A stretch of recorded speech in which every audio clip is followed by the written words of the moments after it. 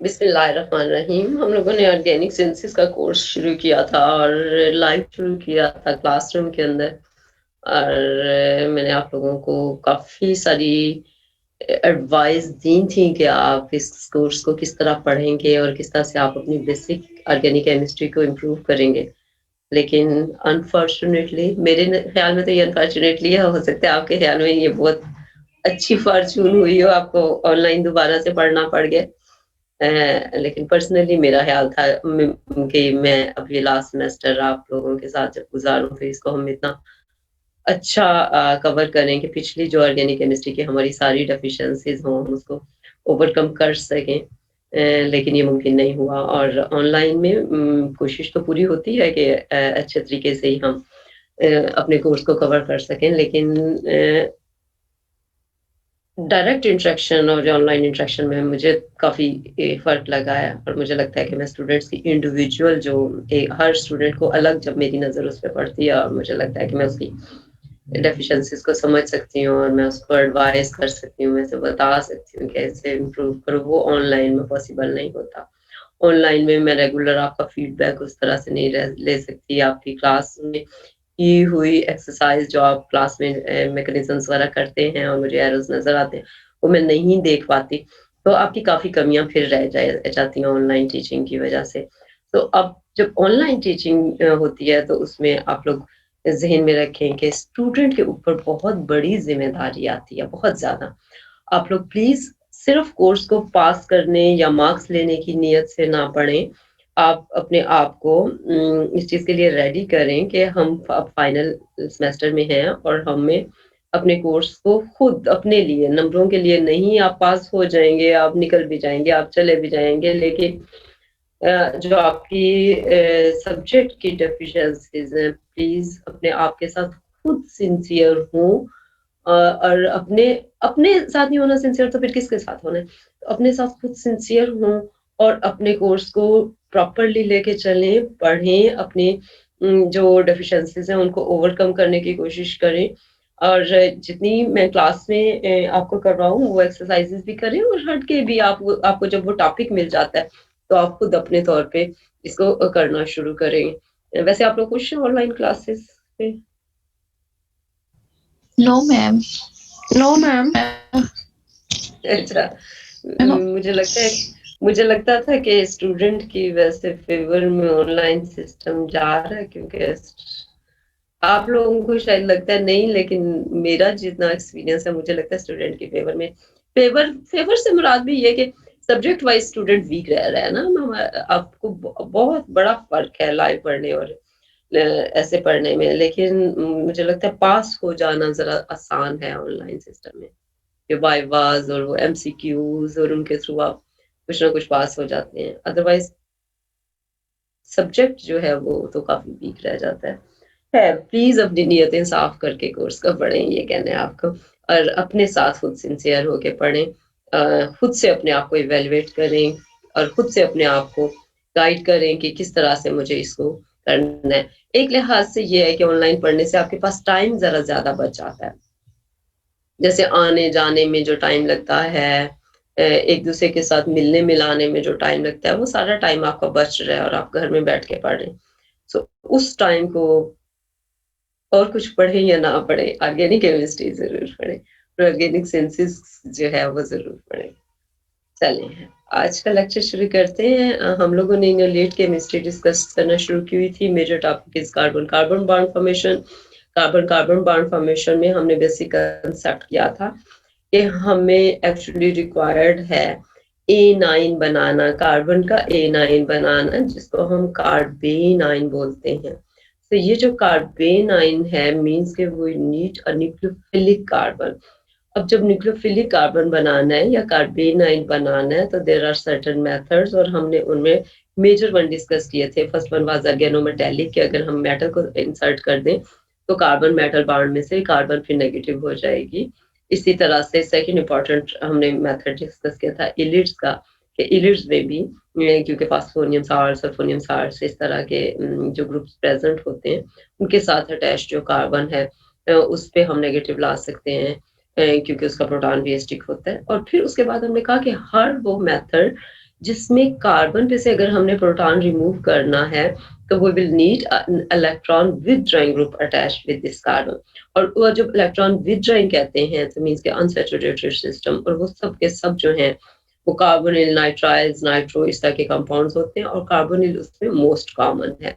और जब carbonyl attached हो और उसके साथ उसकी अल्फा कार्बन जो है उसके साथ डायरेक्टली अटैच जो कार्बन है वो अल्फा कार्बन है, उसका जो प्रोटॉन है हम कहते हैं ये स्टिक हो जाता है, और इसको हम रिमूव कर सकते हैं। हम बेस से भी कर सकते हैं और एसिड से भी। यहाँ एक इंटरेस्टिंग फिनोमेना जो आप देख रहे हैं ये इनोल्स और इनोलेट को समझने का, जस्ट रिलेटिविटी के आप किस तरह से इनोल देखें तो वो भी आपका इनोलेट से मिलती जुलती स्पीशी है। डिफरेंस क्या है वो मैं अभी आपको बताऊंगी। तो आप क्या करते हैं कि क्योंकि कीटो इनोल टाटोमरिज्म जो है it is just the shifting of proton from one atom to another atom. तो आप क्या करते हैं कि अगर आप रिएक्शन को थोड़ा सा फैसिलिटेट कर दें, प्रोटॉन प्रोवाइड करें उसको, तो प्रोटॉन प्रोवाइड होने से प्रोटॉन पहले लोन पेयर ऑक्सीजन के साथ जाके अटैच होता है, फिर आप यहाँ से इलेक्ट्रॉन्स को शिफ्ट करते हैं, H रिमूव करते हैं, और O की तरफ आपके इलेक्ट्रॉन शिफ्ट हो जाते हैं और आप इनोल बनाते हैं। अब ये जो इनोल होता है इसको आप और से देखें तो ये बिल्कुल इनोलेट जैसा है। डिफरेंस क्या है? O के साथ H लगा हुआ है, और हम कहते हैं कि इनोल जो है वो स्टेबल नहीं होते, लेस देन 1% होते हैं। कीटो जो है वो 99% होते हैं। तो ये रिवर्स हो जाते हैं, आपको रिवर्सिबल एरर जो है वो नजर आ रहा है। तो डिफरेंस ये है कि यहाँ पे जब हम इनोलेट बोलते हैं तो हमारे पास एम लगा होता है, मेटल लगा होता है, और उस वक्त हम फिर बीच में ये कोवलेंट बॉन्ड नहीं शो कर पाते। उस वक्त हम O नेगेटिव और M प्लस बोल रहे होते हैं। इंट्रैक्शन जरूर कह रहे होते हैं कि आपस में इंट्रैक्शंस हैं, लेकिन कोवलेंट बॉन्डिंग नहीं है। अगर यहाँ पे ये कोवलेंट बॉन्डिंग है तो इस के इलेक्ट्रॉन्स शिफ्ट करना मेरे लिए उतना इजी नहीं है जितना कि O नेगेटिव के अगर मैं इलेक्ट्रॉन ये H ना होता तो फिर ये इलेक्ट्रॉन बिल्कुल आसानी से शिफ्ट हो जाते। और जब शिफ्ट होते हैं तो एक्चुअली हमारा पर्पस क्या होता है कि हम इनोलेट बना सके। इस फॉर्म में इनोलेट ये जो आपको नजर आ रहा है O नेगेटिव के फॉर्म में इनोलेट जो है वो बना सके। अब ये जो इनोलेट होता है ये भी अगर यहाँ पे आप देखें कि अगर इस इनोलेट को प्रोटॉन मिल जाए, अगर मैंने किसी भी तरह से इनोलेट बनाया और उसको प्रोटॉन मिल जाए तो वो क्या बन जाएगा? इनोल बनेगा, और इनोल क्या करेगा? रिवर्सिबल होकर कार्बोनिल में ट्रांसफॉर्म हो जाएगा। So whenever we want to generate and inolate anion from carbonyl compounds, we must need aprotic condition। हमें aprotic condition चाहिए। अगर प्रोटॉन होगा तो वो उसको रिवर्सिबल करा देगा। अब आप यहाँ एक एग्जांपल, जो बेसिक एग्जांपल इनोलेट केमिस्ट्री की अगर आप देखें कि ये कार्बोनिल कंपाउंड है। कार्बोनिल कंपाउंड कौन सा है? साइक्लिक है, साइक्लोहेक्सानोन है। Base is given here is LDA, lithium di isopropyl amide. और लिथियम डाई आइसोप्रोपिल अमीमाइड क्या करेगा? प्रोटॉन को एब्स्ट्रैक्ट करेगा। कहाँ से करेगा? अल्फा कार्बन के प्रोटॉन को एब्स्ट्रैक्ट करेगा, and in this way you will generate enolate. और इनोलेट और कार्बेनाइन आपस में रेजोनेटिंग स्ट्रक्चर्स जो हैं वो बनाते हैं। तो आप दोनों फॉर्म्स लिख सकते हैं। और जब एक बार आप इनोलेट बना लेते हैं किसी भी तरह से, तो फिर आप इनोलेट को कहाँ रिएक्ट करवाते हैं? इलेक्ट्रोफाइल के साथ रिएक्ट करवाते हैं, और अल्फा कार्बन पे इनोलेट आके इलेक्ट्रोफाइल आके अटैच हो जाता है। हम जिन इलेक्ट्रोफाइल्स की बात कर रहे हैं वो कौन से इलेक्ट्रोफाइल्स हैं? Alkyl halides. और एल्किल हेलाइड्स क्यों? क्योंकि हम R बॉन्ड बनाना चाहते हैं। जैसे यहाँ देखिए इस एग्जांपल में, तो अब हमने बेस प्रोवाइड की, अल्फा कार्बन है, अल्फा कार्बन के साथ जो लगे हुए प्रोटॉन्स हैं उसको हम रिमूव करवा रहे हैं। प्रोटॉन को हमने रिमूव करवाया बेस की प्रेजेंस में, कार्बेनाइन जनरेट करवाया। कार्बेनाइन जनरेट करवा के इनोलेट बना के उसको स्टेबलाइज करना है, एंड देन वो इनोलेट जो है वो रिएक्ट करेगा इलेक्ट्रोफाइल पे। इलेक्ट्रोफाइल पे जब अटैक किया तो लिविंग ग्रुप लीव होगा, और इस तरह से नया कार्बन कार्बन बॉन्ड बनेगा। और ये जो कार्बन कार्बन बॉन्ड है ये इसको हम C एल्किलेशन या अल्फा एल्किलेशन। ये सारी स्टोरी आपके माइंड में है ना? Yes ma'am. अच्छा, ये कुछ एग्जांपल्स हैं कार्बन कार्बन बॉन्ड फॉर्मेशंस के लिए कि आपने खुद से अटेम्प्ट करके देखनी है कि किस तरह से आप स्ट्रक्चर्स बनाएंगे। जस्ट आपने बेस साइक्लो है, आपके पास कार्बन कंपाउंड्स हैं, अल्फा कार्बन पहले आपने देखनी है कि अल्फा कार्बन कहाँ है। यहाँ पे अल्फा कार्बन है और यहाँ पे अल्फा कार्बन है दोनों साइड पे। क्योंकि आपका कार्बोनिक कंपाउंड सिमेट्रिकल है, सो आप जहां से भी एब्स्ट्रैक्ट करवाएंगे प्रोटॉन वो सेम डायरेक्शन रहेगा। बेस आपको हर जगह पे एलडीए मिला है, तो एलडीए आपने लेना है बेस की फॉर्म में, कार्बन इनोलेट बनाना है, इनोलेट बना के अपने इस अल्किल हैलाइड से इसको रिएक्ट करवा देना है, और रिएक्ट करवाने के बाद आपने प्रोडक्ट अल्फा अल्किलेशन करके देखना है। सिमिलरली दूसरी एग्जांपल भी अगर आप देखें तो यहाँ पे आपके अल्फा कार्बन जो हैं राइट और लेफ्ट देखें तो कितनी अल्फा प्रोटॉन्स अवेलेबल है इसके पास? Just one. वन, क्योंकि आपके लेफ्ट साइड पे फेनिल ग्रुप लगा हुआ है, वहां पे प्रोटॉन नहीं है, तो हम कहते हैं इनोलाइजेबल हाइड्रोजन प्रेजेंट नहीं है लेफ्ट साइड पे। राइट साइड पे एक इनोलाइजेबल हाइड्रोजन है। अगर हम पहली एग्जांपल देखें साइक्लोहेक्सानोन की, तो वहां मेरे पास कितनी इनोलाइजेबल हाइड्रोजन्स हैं? दो राइट साइड पे और दो लेफ्ट साइड पे। So there are 4 enolisable hydrogens present in this compound, और लेकिन वो सिमेट्रिकल हैं तो हम एक ही के थ्रू जाते हैं। इसी तरह से आप नीचे की एग्जांपल देखें, सबसे नीचे सी एग्जांपल, तो उसमें भी हेप्टानोन है, और हेप्टानोन में आप देखें तो सिमेट्रिकल है, दोनों तरफ प्रोपिल और प्रोपिल ग्रुप लगा हुआ है। और यहाँ पे जो डिफरेंस है बेस उसी तरह से आप प्रोवाइड करेंगे। डिफरेंस क्या है कि X जो है वो टोजिलेट ग्रुप है, सो हमें पता है कि टोजिलेट्स भी अच्छे लिविंग ग्रुप होते हैं, तो आप उनसे भी रिएक्शन कर सकते हैं। स्क्रीनशॉट ले लीजिएगा इसको आप, ताकि खुद से कर सकें एग्जांपल्स को अटेम्प्ट। अच्छा, फिर जब हमने कार्बोनिल की सिंपल केमिस्ट्री के बाद जो हम बात करते हैं, हम ये कहते हैं कि एक्चुअली कार्बोनिल की सिंपल केमिस्ट्री से पहले हम जो बात हमेशा करते हैं, क्योंकि ये वो केमिस्ट्री है जो आपने पहले से पढ़ी हुई है अपने 6th सेमेस्टर में, एक्टिव मिथिलीन की केमिस्ट्री। एक्टिव मिथिलीन में क्या होता है कि हम कहते हैं दो कार्बोनिल्स प्रेजेंट है, उसके अल्फा कार्बन के साथ सेंटर वाली अल्फा कार्बन है, एक साइड से भी अल्फा कार्बन, इस कार्बोनिल के पॉइंट ऑफ व्यू से भी वो अल्फा कार्बन है, इस कार्बोनिल के पॉइंट ऑफ व्यू से भी वो अल्फा कार्बन है। इसलिए जो कार्बेनाइन जनरेट होगा वो दोनों कार्बोनिल्स की वजह से स्टेबलाइज्ड होगा, सो 3 रेजोनेटिंग स्ट्रक्चर्स बनेंगी। दैट्स व्हाई ये कार्बोनिल ये जो इनोलेट होगा ये ज्यादा स्टेबल होगा। इसके जो बेसिक एग्जांपल्स हैं स्टार्टिंग मटेरियल डायथाइल मैलोनेट और इथाइल एसीटेट, ये बहुत कॉमन एग्जांपल हैं, आप नोट करो। तो दरमियान में CH2 है जिसके एडजेसेंट पे दोनों तरफ कार्बोनिल और कार्बोनिल है, that's why it is active methylene। और आपके एक साइड पे मैथिल ग्रुप लगा हुआ है, मींस के वो कीटोनिक पार्ट है, और दूसरी साइड पे अगर आप देखें तो एस्टर है, जबकि डायएथिल मैनोनेट में आपके दोनों तरफ एस्टर मॉइटीज जो है वो लगी हुई है। अब जब एक्टिव मिथिलीन पे हम यही रिएक्शन करते हैं, अल्किल हैलाइड को इंट्रोड्यूस करवाते हैं और अल्किलेशन करते हैं, तो होता क्या है? अब यहाँ पे देखिए ये एसिटोएस्टिक एस्टर लिखा हुआ है, और से देख लीजिएगा CH3 C double bond O CH2 C double bond O O CH2 CH3। तो यहाँ पे अब आप देखें वही चीज है।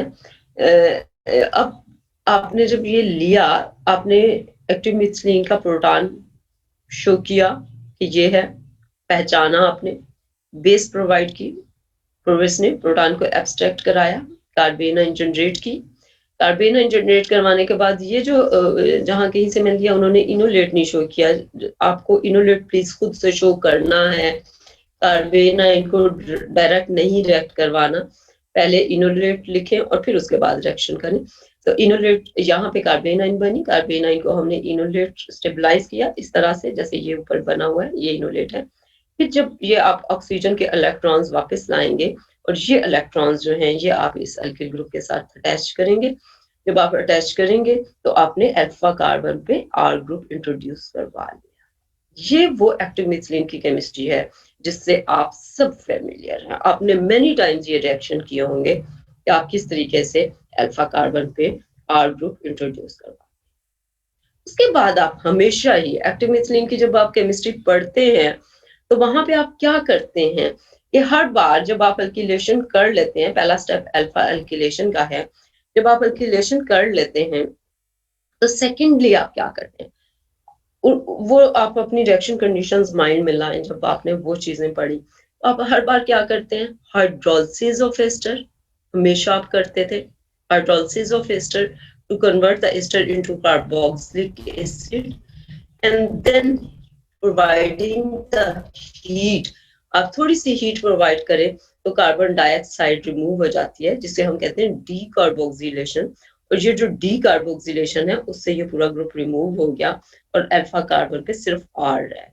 याद है आपको कि आप ये स्टेप करते थे, आप हाइड्रोलिसिस करते थे, आप डी कार्बोक्सिलेशन करते थे। Yes, ma'am. ठीक है, करते थे।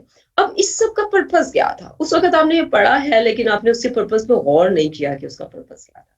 उसका पर्पस क्या था कि आप देखें कि आपने ये जो कंपाउंड बनाया है, अगर मैं स्टार्टिंग मटेरियल ये ना लेती जो सामने आपके लिखा हुआ इथाइल एसीटेट, इसकी बजाय मैं ये ले लेती, तो मुझे ये कंपाउंड आर ग्रुप अगर अटैच करना होता तो मुझे स्टार्टिंग मटेरियल क्या लेना चाहिए था? एसीटोन। एसीटोन। ये सिंपल एसीटोन की अल्किलेशन है, लेकिन हमने रूट चेंज किया है। डायरेक्ट एसीटोन पे आर ग्रुप लाने की बजाय, जो कि जैसे यहाँ पे था कि आप डायरेक्ट ये जैसे है कि आप डायरेक्ट एसीटोन या कार्बोनिक कंपाउंड्स उस पे अल्किलेशन की बजाय आप क्या कर रहे हैं कि आप उसके साथ एक्स्ट्रा एस्टर लगा रहे हैं, और उस एस्टर को लगा के पर्पस क्या होगा फिर ये लगाने का? अब आप इनोलेट को स्टेबलाइज करने के लिए। बिल्कुल, इनोलेट पहले के आसानी से इनोलेट बने एंड सेकेंडली इनोलेट स्टेबल भी रहे, यानी बनना भी आसान है क्योंकि दो कार्बोनिल्स हैं जिसकी वजह से वो एसिडिक हो रहा है प्रोटॉन, और फिर उसके बाद वो दोनों कार्बोनिल्स पे स्टेबलाइज भी हो रहा है। सो प्रोटॉन को ज्यादा एसिडिक करने के लिए और इनोलेट को ज्यादा स्टेबलाइज करने के लिए, दोनों रीजंस हैं। अब एंड पे आपने क्या किया, आपने उस ग्रुप को, वो जो एक्स्ट्रा एस्टर मॉइटी थी, एंड पे तो आपने उसे रिमूव कर लिया, आपने उसको एसिड कन्वर्ट करके हाइड्रोलिसिस से थोड़ी सी हीट प्रोवाइड करके आपने उसे डी कार्बोक्सिलेट किया, तो वो रिमूव हो गया है। मींस के हमने उसको for the temporary purpose just introduce करवाया था। उसको बोल रहे हैं हम कि ये एक्सिलरी है, हेल्पिंग टूल है, जस्ट हेल्प कर रहा है इस चीज को, इन ये सारी इनिशिएशन के प्रोसेस को और अल्किलेशन के प्रोसेस को। सो एस्टर जो है ये जस्ट एक्टिवेटर है, एक्टिवेटिंग ग्रुप है, एक्टिवेटर है यहाँ पे, और एंड पे हम इसे रिमूव कर देते हैं फॉर सिंपल अल्किलेशन रिएक्शन। और इसलिए फिर हम कहते हैं कि ये जो एसिटोएस्टिक एस्टर है, ये इथाइल एसिटोएसिटेट जिसे हम बोल रहे हैं, ये सिंथेटिक इक्विवेलेंट है किसका? एसीटोन का।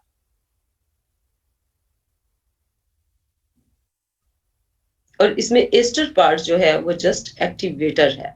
अल्फा पोजीशन पे एक एक्स्ट्रा एस्टर लगा हुआ हो तो वो अल्फा पोजीशन को एक्टिवेट कर देता है, और एक्टिवेट करवा के हम अपना पर्पस पूरा करके अल्फा एल्किलेशन का फिर हम उसको रिमूव कर देते हैं। सो ये एक्स्ट्रा ग्रुप होता है एक्टिव मेथड केमिस्ट्री में, जहां कहीं आप एस्टर्स पढ़ते हैं यूजुअली ये एक्स्ट्रा ग्रुप होता है, और आप इसको एक्टिवेटर के तौर पे यूज करके एंड पे रिमूव कर देते हैं। और इसलिए हम बोलते हैं कि ये इसका ये सिंपल कार्बोनिक कंपाउंड्स के सिंथेटिक इक्विवेलेंट्स होते हैं। कंसेप्ट समझ में आ गया? Yes ma'am. सभी को? Yes, ma'am. ठीक है। अब देखिए यहाँ दो एग्जांपल्स रिवाइज हुई हैं। अगेन आपके पास डायथिल मेलोनेट है और इथाइल एसीटोएसिटेट है। इथाइल एसीटोएसिटेट नीचे वाली एग्जांपल देखिएगा, इथाइल एसीटोएसिटेट वही एग्जांपल है जो बैक पे थी, जस्ट यहाँ एक ही स्टेप में मेंशन्ड है। इथाइल एसीटोएसिटेट लें, बेस लें, अल्किल हैलाइड लें, हाइड्रोलिसिस बेस लेंगे और अल्किल हैलाइड लेंगे। पहले स्टेप में तो क्या होगा, अल्फा कार्बन पे आर ग्रुप आके इंट्रोड्यूस हो जाएगा। सेकेंड स्टेप में आप उसकी हाइड्रोलिसिस करेंगे एंड देन आपको उसको डीकार्बोक्सिलेट करेंगे तो एस्टर ग्रुप एक्स्ट्रा रिमूव हो जाएगा, और आपने क्या बनाया है, अल्किलेटेड एसीटोन बनाया है। सो आपने स्टार्टिंग मटेरियल जस्ट ये लिया, एसीटोन की बजाय आपने उसका एसीटोएसीटेट लिया है। इसी तरह से आप ऊपर देखें तो जो डाइएथिल मेलोनेट है उसको भी आप सेम उसी प्रोसेस से गुजारें। बेस लेंगे तो कार्बेनाइन और फिर इनोलेट बनेगा, अल्किल हैलाइड लेंगे तो अल्फा अल्किलेशन होगी, हाइड्रोलिसिस करेंगे तो आप कार्बोक्सिलिक एसिड में कन्वर्ट करेंगे और फिर उसके बाद डीकार्बोक्सिलेट करेंगे तो एस्टर जो है वो कार्बोक्सिलिक एसिड में एक एस्टर रिमूव हो चुका होगा और एक एस्टर रह जाएगा। तो इसको हम कह रहे हैं कि अल्किलेटेड एसिटिक एसिड है। इसे हमने कहा ये अल्किलेटेड एसीटोन है। इसका मतलब ये हुआ कि डाइल एथिल मेलोनेट जो है वो सिंथेटिक इक्विवेलेंट है इसका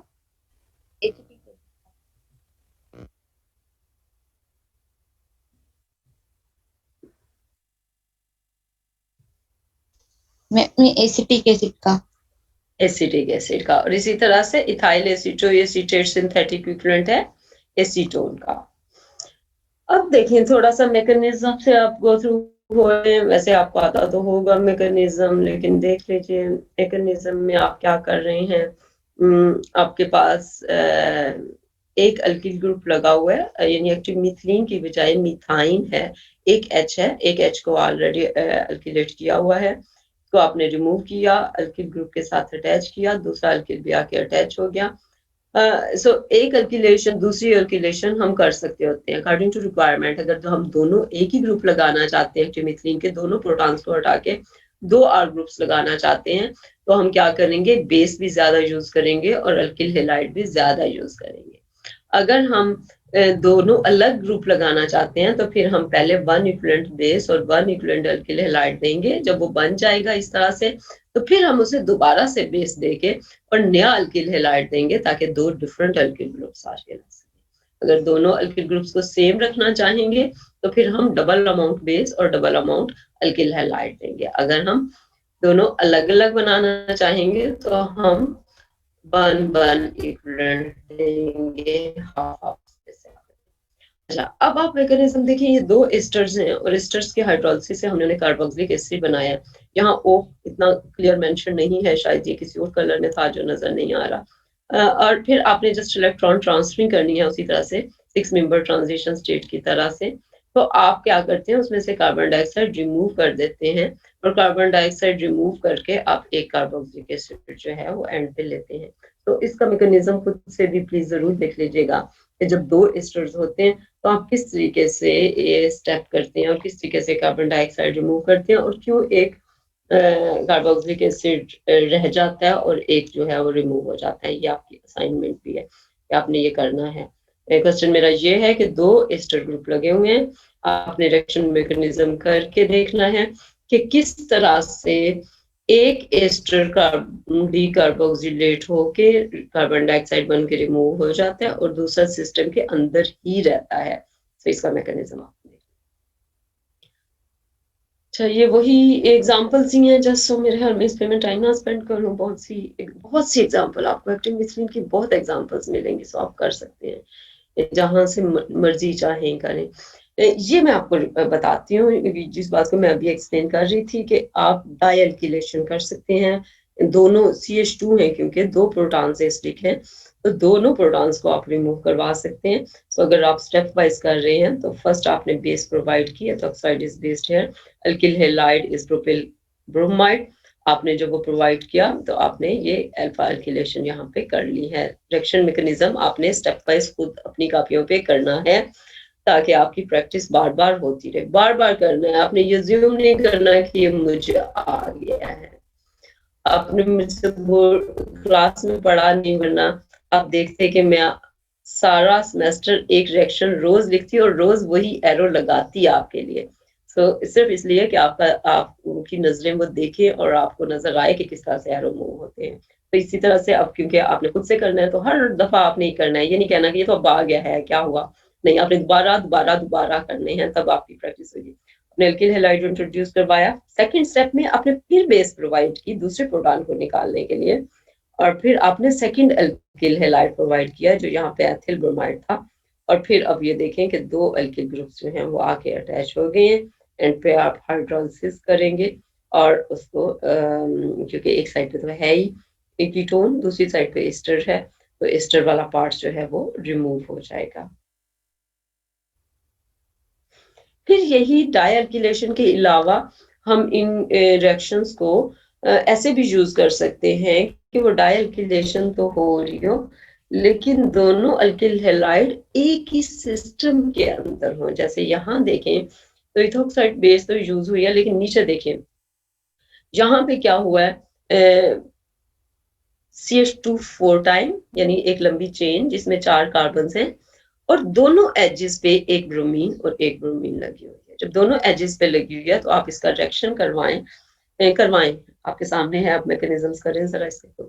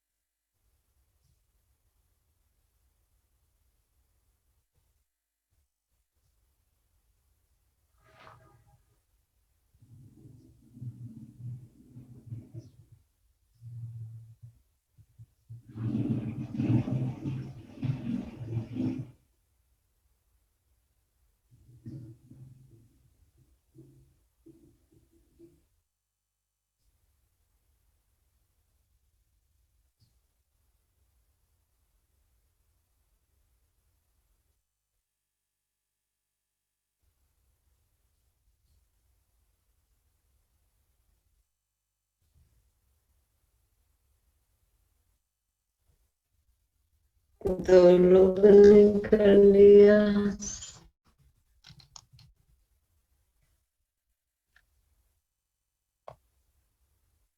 सायरा, निमरा, आयशा, 3 लोगों ने कर लिया।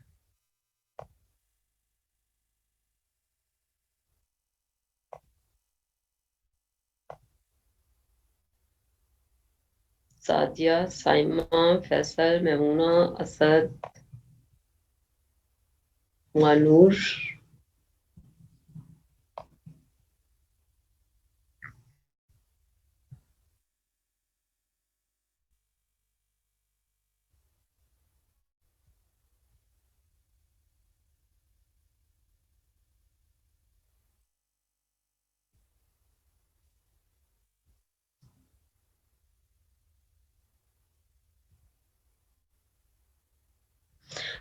अच्छा, अब आप लोगों को एक असाइनमेंट दे रही हूँ।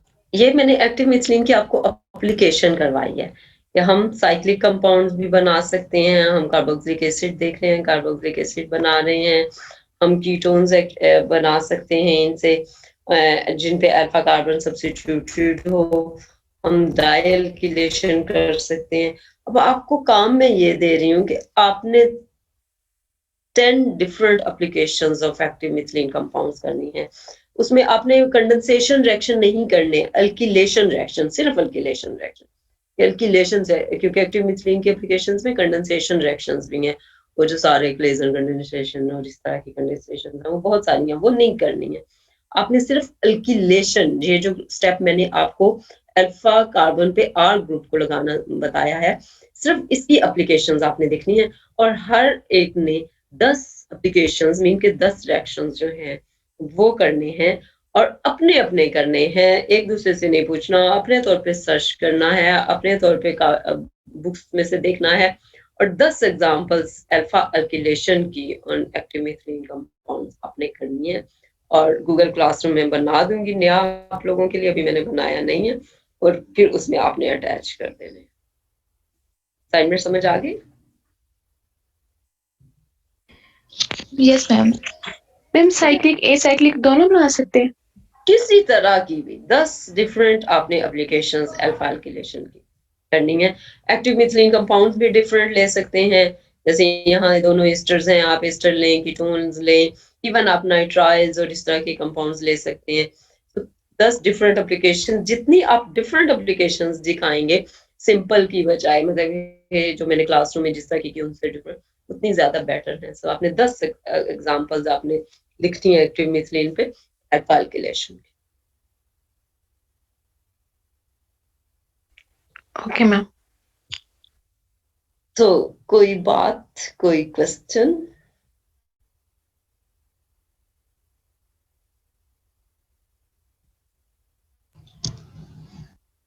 मैम और ऑक्सीजन मैम क्यों नहीं रिएक्ट करता? जैसे एल्किल हैलाइड है तो इनोलेट वाला ऑक्सीजन क्यों नहीं SN2 रिएक्शन देता? अच्छा क्वेश्चन है। मैंने पढ़ाना है ये 2 लेक्चर्स के बाद मेरे ख्याल में इस क्वेश्चन के आंसर की बारी आएगी, करेंगे हम इसे डिस्कस। क्वेश्चन ठीक है, बिल्कुल रेलिवेंट है कि ऑक्सीजन, ये जो क्वेश्चन इसने किया है, फैसल ही हो ना? Yes ma'am. ये देखिए, फैसल का क्वेश्चन यहाँ से है कि आप जब रिएक्शन कर रहे हैं तो हम कहते हैं कि हमने ये जब इनोलेट बनाया तो इनोलेट O पे भी तो नेगेटिव होता है, सो ये O के साथ भी तो R ग्रुप जाके अटैच हो सकता है। तो क्यों हम O के इलेक्ट्रॉन्स वापस लाते हैं और यहाँ से अल्फा कार्बन उनको रिएक्ट करवाते हैं? जो सिंपल मासूम सा जवाब होता है जो यूजुअली बच्चे मुझे देते हैं ऐसी क्वेश्चन, क्योंकि हम अल्फा एल्किलेशन करना चाहते हैं। तो ये तो हमारी ख्वाहिश है ना, लेकिन मॉलिक्यूल्स को तो नहीं पता कि हम क्या करना चाहते हैं। हम एटम्स अपनी मर्जी से रिएक्ट करेंगे। सो क्वेश्चन इसका बिल्कुल रेलिवेंट है कि ओ क्यों नहीं रिएक्ट करता, लेकिन मैं इसका डिस्कशन जो है, जैसे यहाँ पे भी मैंने शो किया हुआ है कि हम कार्बन को रिएक्ट करते हैं जबकि ओ भी तो नेगेटिव है, तो ये कैसे रिएक्ट करता है, नहीं करता, किन कंडीशंस में हम इसे कंट्रोल करेंगे, ये मैं आपको पढ़ाऊंगी। कार्बन एल्किलेशन के साथ ओ एल्किलेशन कंपीट करती है, ओ पे भी बिल्कुल रिएक्शन होता है। सो वो कंप्यूटेशन जो है वो मैं डिस्कस करूंगी आप अभी, क्योंकि मैं बहुत सिंपल पे हूँ। तो जब अब क्योंकि अभी तो हमने सिर्फ ये किया कि अल्फा एल्किलेशन स्टेप्स सीखे, उसके बाद अब हम ये डिस्कस करेंगे कि बीच में रास्ते में प्रॉब्लम्स क्या क्या आ सकते हैं और फिर उन प्रॉब्लम्स को हमने अवॉइड कैसे करना है। उन्हीं में एक प्रॉब्लम ये भी है कि कार्बन एल्किलेशन तो हम करना चाहते हैं लेकिन ओ एल्किलेशन इसके साथ साथ कंपीट कर रही होती है, तो ओ एल्किलेशन को हमने फिर किस तरह से कंट्रोल करना है। एक्सक्यूज मी मैम, मेरा एक क्वेश्चन है। जी जी बच्चे। मैम ये जो आपने फाइनल प्रोडक्ट बनाई हुई है ये स्लाइड नंबर 14 में, इससे जो पिछली हमारे पास प्रोडक्ट है उसके अंदर हमारे पास कार्बोक्सिलिक एसिड वाला नहीं है, तो क्या हमने प्रोडक्ट बनाने के लिए, प्रोडक्ट में जो कार्बोक्सिलिक एसिड है इसको बनाने के लिए भी स्टेप्स करनी है? ये बाय मिस्टेक लिखा हुआ है। नहीं नहीं नहीं नहीं, क्या मतलब? मैम मतलब हमारे पास जो ये 2 एस्टर्स लगे हुए 79%। हैं, यस मैम, 2 ये 2 एस्टर्स हैं एस्टर्स लगे लेकिन। हुए हैं, तो आपने पहले हाइड्रोलिसिस शो करनी है। हाइड्रोलिसिस करके, ये मैंने आपको जब जो ये कहा है कि आपने मैकेनिज्म पूरा करना है कि दोनों एस्टर, ये वाली स्लाइड जब दिखाई थी तो मैंने आपसे कहा था कि यहाँ क्योंकि विजिबल नहीं है, आपने खुद से दोनों एस्टर्स को हाइड्रोलाइज करवा के और फिर आपने देखना है कि कैसे एक कार्बोक्सिलिक एसिड बीच में से रिमूव हो जाता है। तो ये वो दोनों स्टेप्स हुए हैं। ओके मैम, ओके ओके, मैंने ये यानी कार्बो कंफर्म था। आपने एस्टर को पहले कार्बोक्सिलिक बनाना है, फिर डीकार्बोक्सिलेट करना है, वो स्टेप्स लिखने हैं और उसका यस मैकेनिज्म भी मैम, खुद देखना है कि कैसे। ओके, ठीक है। Thank you. और किसी की कोई बात?